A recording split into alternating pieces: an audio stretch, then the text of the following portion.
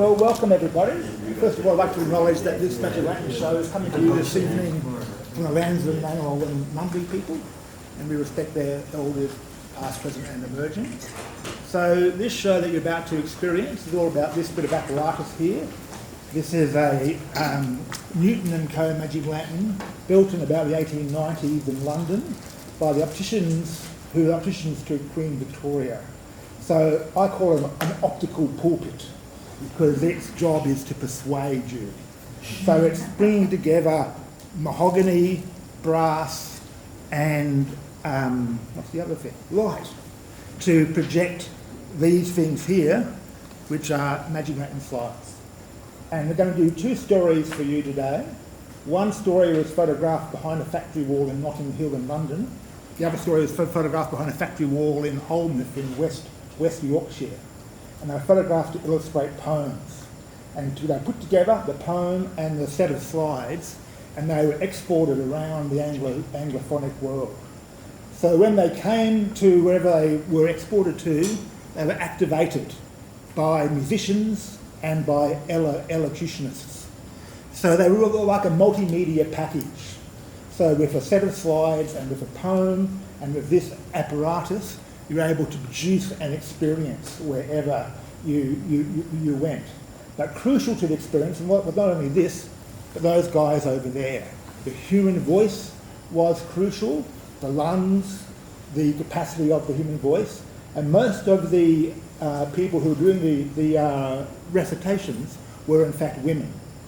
And then music was also incredibly important.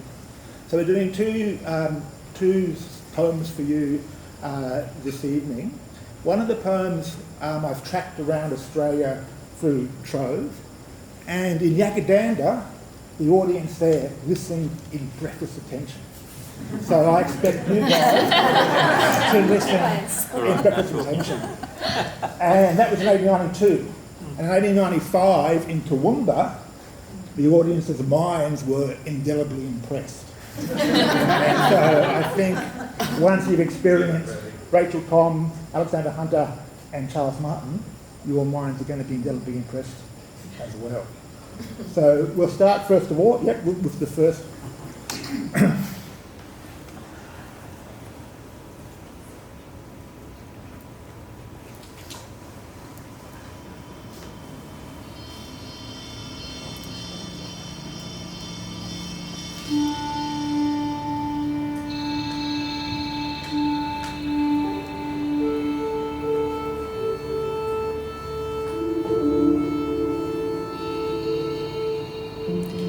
Ragged and tattered and grimed with dirt, he stood by the open door, his coat button tight for the want of a shirt, his appetite craving for more. The gas jets were blazing, the landlady gay, in ribbons of red and blue. His better nature said, "Come away, your wife is expecting you." But still he lingered about the door, in an undecided way. The landlady, fearful of losing her chance, said, "What will you take today?" He walked to the bar and ordered some drink. 'Twas drawn in a pewter pot. Then pulled out a shilling, but pausing to think, he said, "It's the last I have got." And Mary waits by the fireless grate. There's no bread in the house, I know.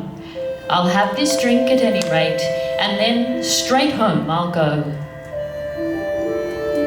He held the coin with finger and thumb, and his face held a look of pain. I'll have this drink, whatever may come, but I'll never drink again. A boon companion saw him stand and said in a sneering way, "I say, old fella, you've got the beer and now you don't want to pay?" "I don't like to change this silver piece. Once changed, I shall see it no more. I will keep it now." And he made a step towards the open door.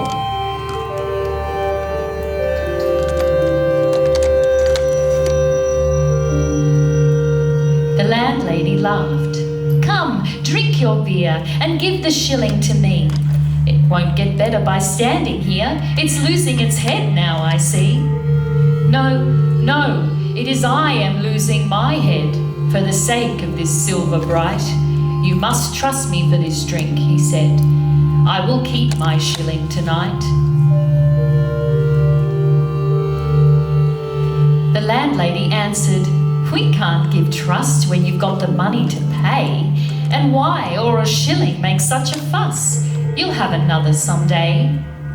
Oh, you can't give trust? Then I'll trust myself. I will keep my silver tonight, but you must save that drink for somebody else who has more than 1 shilling bright. You have ordered the beer. You must have it now. You're a nice man to save, you are. If I trust you this, you will spend your coin at somebody else's bar. You think I'm a fool and don't mean what I say. Do you think I can't keep it? I can.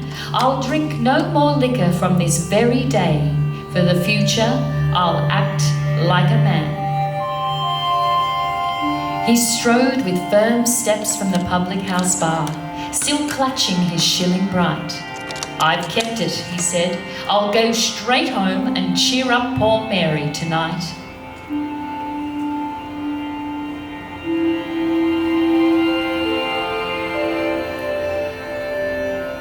A cold, dark room in a cheerless court.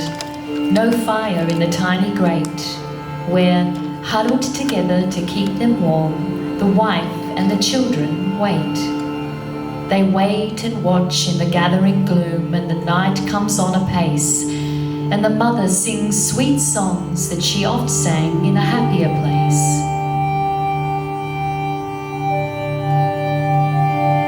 And now the stars shine coldly down, and the little ones' prayers are said, and they are sleeping peacefully upon the trundle bed.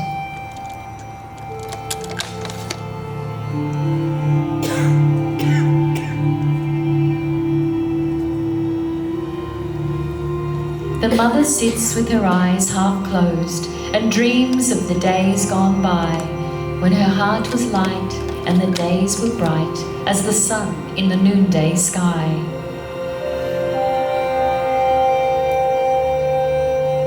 She did not move when her husband came and stood in the dark, still room, for her heart with despair had grown as cold and empty as a tomb.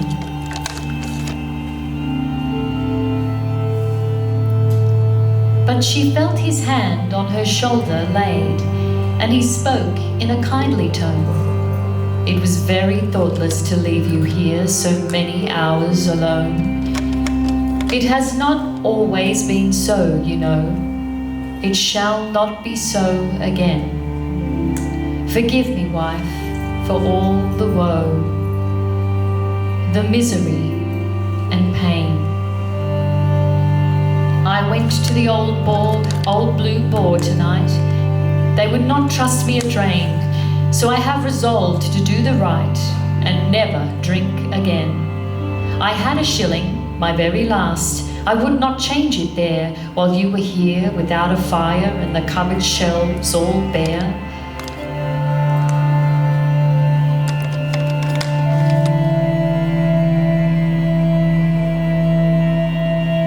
So I have brought it home for you.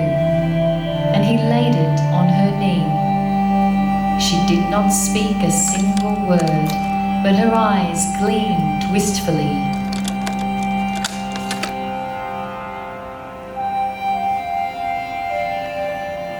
She saw his face in the starlight there. He was sober, kind and true. She wound her arms round his neck and said, "'Twas a noble thing to do." There was joy in that shattered home that night, and the voice of prayer was heard, and a hymn of praise from two grateful hearts, like the carol of a bird.